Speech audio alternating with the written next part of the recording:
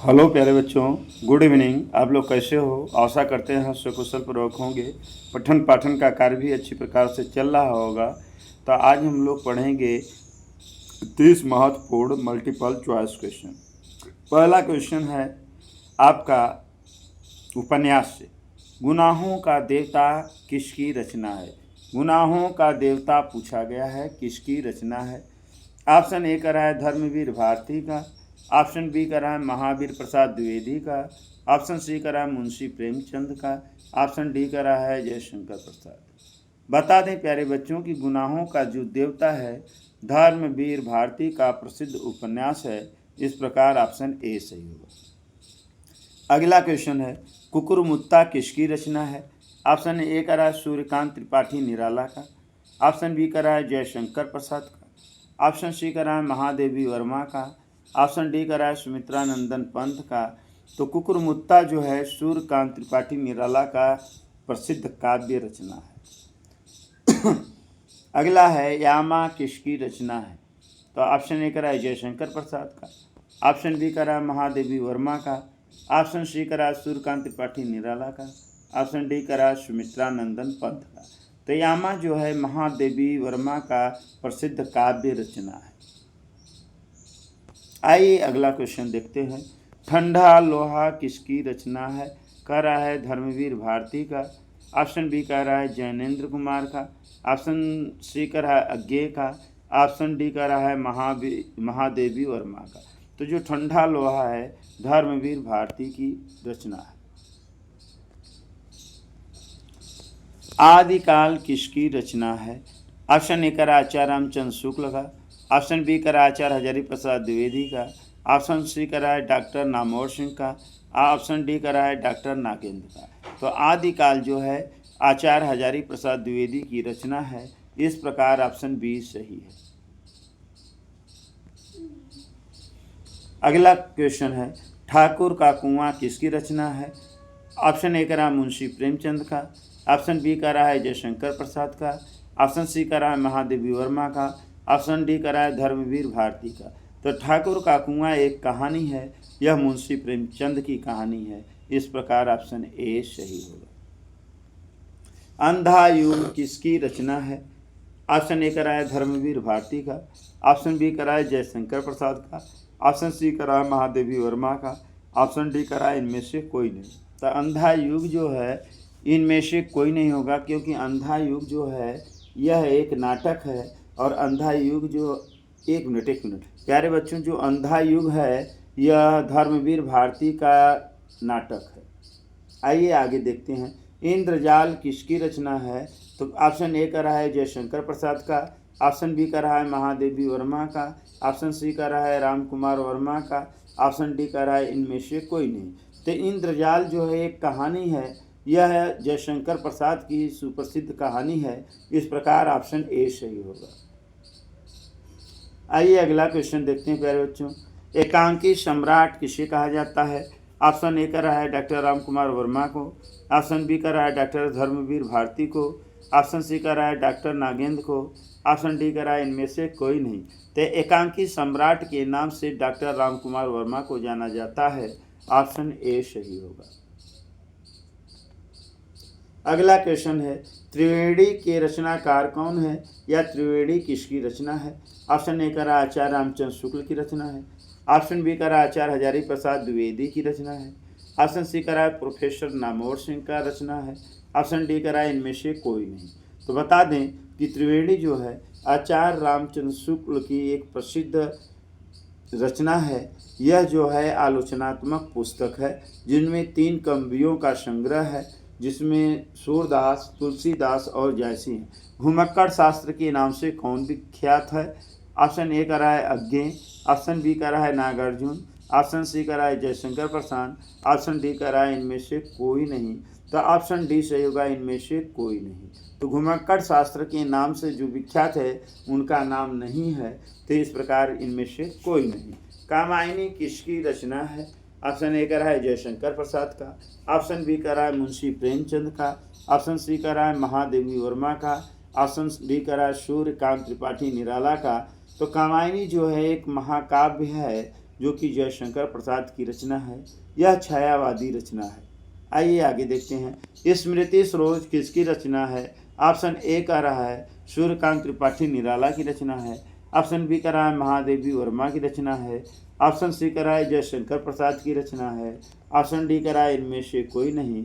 तो बता दें, स्मृति सरोज जो एक काव्य है, शोक काव्य है, यह सूर्यकांत त्रिपाठी निराला की रचना है, जो कि इन्होंने अपने बेटे के स्मृति में लिखा हुआ है। जब इनकी कम उम्र में, अल्प आयु में बेटी सरोज की मृत्यु हो जाती है, उनके शोक में यह कविता काव्य लिखा गया है।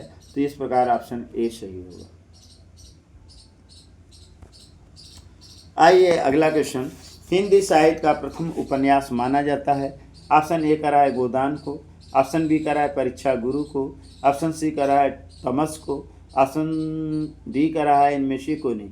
तो बता दें कि गोदान मुंशी प्रेमचंद का रचना है, तमस जो है भीष्म साहिनी का रचना है, और परीक्षा गुरु को प्रथम साहित्य का प्रथम उपन्यास माना गया है, जो कि किशोरीलाल गोस्वामी की रचना है। इस प्रकार ऑप्शन बी सही होगा।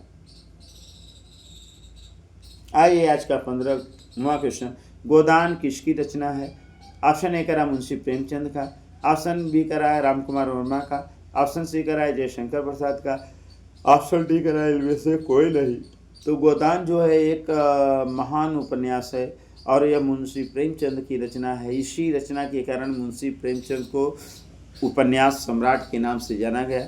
तो ऑप्शन ए सही होगा। आइए अगला देखते हैं। कुकुर मुत्ता किसकी रचना है? ऑप्शन ए का रहा है सूर्यकांत त्रिपाठी निराला की रचना है। ऑप्शन बी का रहा है सुमित्रा नंदन पंत की रचना है। ऑप्शन सी का रहा है जयशंकर प्रसाद की रचना है। ऑप्शन डी का रहा है इनमें से कोई नहीं। तो कुकुर मुत्ता जो है सूर्यकांत त्रिपाठी निराला की रचना है। तो आइए आगे देखते हैं।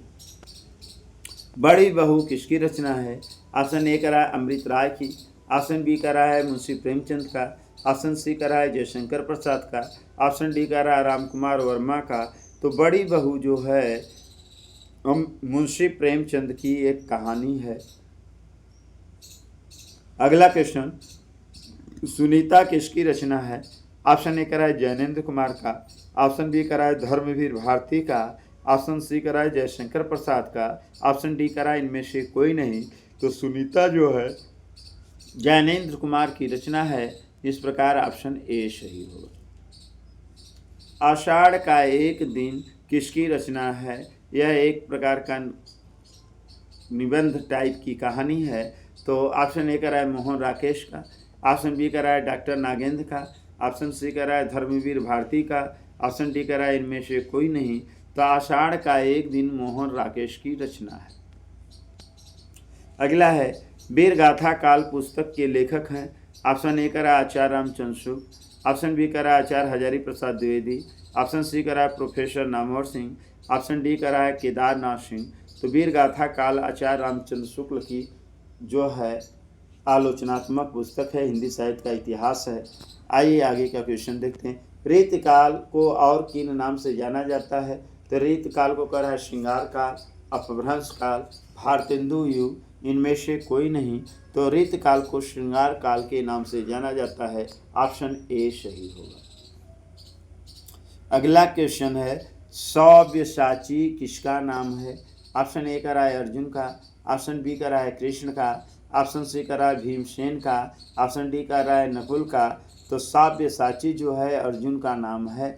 अर्जुन के 10 नाम हैं, उन 10 नामों में एक नाम सव्यसाची भी होता है। सव्यसाची का अर्थ होता है वह धनुर्धर जो दोनों हाथों से बाण चला सकता हो। तो 23वां क्वेश्चन है केशव किसका नाम है? तो भगवान कृष्ण का। ऑप्शन बी का रहा है अर्जुन का। ऑप्शन सी का रहा है धर्मराज युधिष्ठिर का। ऑप्शन डी का रहा है नागार्जुन का। तो जो केशव है भगवान कृष्ण का नाम होता है। भगवान कृष्ण को केशव के नाम से भी जाना जाता है। आइए अगला। रामचंद्र जी किस युग में पैदा हुए थे? कह रहा है ऑप्शन ए त्रेता युग में। ऑप्शन बी कह रहा है द्वापर युग में। ऑप्शन सी कह रहा है सतयुग में। ऑप्शन डी कह रहा है कल्कि युग में। तो बता दें रामचंद्र जी जो पैदा हुए थे उनको त्रेता युग में पैदा हुए थे। इस प्रकार ऑप्शन ए सही होगा। आइए आगे देखते हैं। साहित्य लहरी किसकी रचना है? ऑप्शन ए का रहा है श्याम सुंदर दास का। ऑप्शन बी कह रहा है तुलसीदास का, ऑप्शन सी कह रहा है कबीरदास का, और ऑप्शन डी कह रहा है जायसी का। तो यह कह रहा है कि साहित्य लहरी किसकी रचना है, तो इसमें वो नाम जिसकी रचनाएं नहीं दिया गया है प्यारे बच्चों, तो एक ऑप्शन होना चाहिए इनमें से कोई नहीं, तो हम कहेंगे यह सूरदास की रचना है, तो इसमें नाम ही नहीं दिया गया है प्यारे बच्चों। तो यह प्रश्न इसलिए रखा गया है कम से कम आप चैतन्य रहें और जान सकें कि कभी कभी ऐसी रचनाएं दे दी जाएंगी जो ऑप्शन में न हो, तो ऐसे में एक पांचवा ऑप्शन होता है, इनमें से कोई नहीं, तो ये समझना चाहिए। आइए आगे देखते हैं। विनय पत्रिका किसकी रचना है, ऑप्शन ए कह रहा है तुलसीदास का, ऑप्शन बी कह रहा है कबीरदास का, ऑप्शन सी कह रहा है श्याम सुंदर दास का, ऑप्शन डी कह रहा है सूरदास का। तो विनय पत्रिका जो है तुलसीदास की प्रसिद्ध रचना है, इस प्रकार ऑप्शन ए सही होगा। ऑप्शन 27 है 27, कफन किसकी रचना है, ऑप्शन ए कह रहा है मुंशी प्रेमचंद का, ऑप्शन बी कह रहा है अमृत राय का, ऑप्शन सी कह रहा है जयशंकर प्रसाद का, ऑप्शन डी कह रहा है महादेवी वर्मा का। तो कफन जो है मुंशी प्रेमचंद का प्रसिद्ध रचना है, एक कहानी है, तो ऑप्शन ए सही होगा। अगला क्वेश्चन है चिंतामणि किसकी रचना है, ऑप्शन ए कह रहा है आचार्य रामचंद्र शुक्ल का, ऑप्शन बी कह रहा है डॉक्टर नामोर सिंह का, ऑप्शन सी कह रहा है जयशंकर प्रसाद का, ऑप्शन डी कह रहा है महादेवी वर्मा का। तो चिंतामणि जो है यह आचार्य रामचंद्र शुक्ल का निबंध है। यहाँ चिंतामणि में कुल 14 निबंधों का संग्रह है।